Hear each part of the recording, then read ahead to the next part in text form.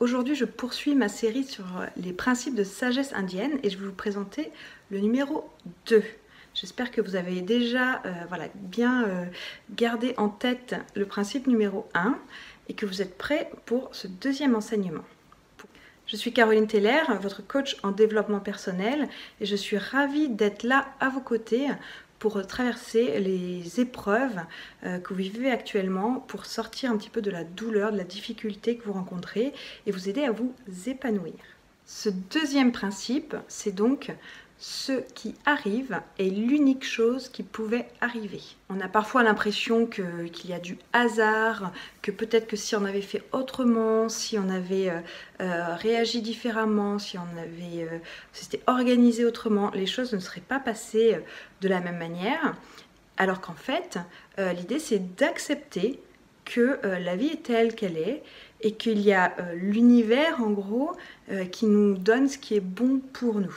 Alors, pas forcément ce dont on a envie, ça c'est la nuance, mais plutôt ce dont on a besoin. Donc si c'est arrivé comme ça, c'est que ça devait arriver comme ça et qu'il y a de bonnes raisons. Donc au lieu d'essayer de se battre pour changer les choses, pour refaire l'histoire, et bien voilà, c'est comme ça, c'est ce qui s'est passé.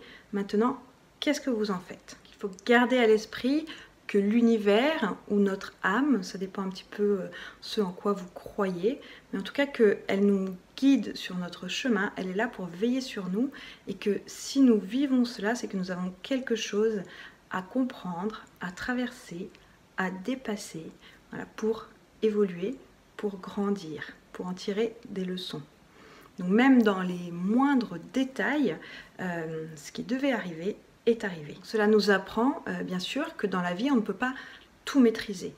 Il va forcément nous arriver des choses difficiles, une maladie, un deuil, quelque chose qu'on n'avait pas prévu, devant lequel on se sent complètement impuissant. On pourra ressentir de la colère, de la tristesse, plein de choses. Mais là où ça se joue, c'est vraiment que nous sommes responsables de notre réaction face à ces événements. Donc c'est toujours à nous de choisir si on préfère nourrir plutôt notre part d'ombre ou notre part de lumière. Et si à partir de quelque chose de même dramatique, on peut extraire du beau et du positif. Voilà, donc là il y a tout un chemin d'acceptation, de lâcher prise à faire et voire même de transformer la réalité de ce qu'on voit et de le rendre beau. Voilà, on en a la capacité et c'est vraiment quelque chose de très puissant. Donc je vous laisse à nouveau intégrer tout ça et n'oubliez pas, colorer votre vie, c'est votre responsabilité, c'est très important et ça commence dès aujourd'hui.